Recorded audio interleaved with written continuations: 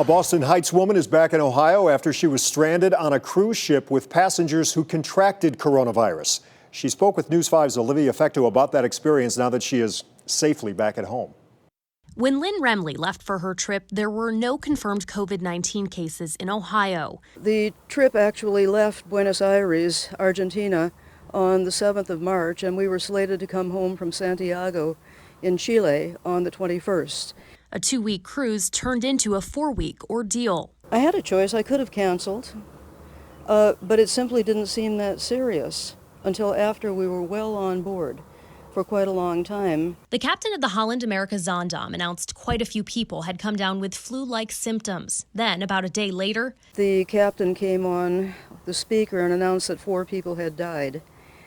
And that was when I got scared. The ship remained at sea. Passengers stayed in their cabins. Then another ship, the Rotterdam, came to help, taking healthy passengers like Remley and bringing supplies.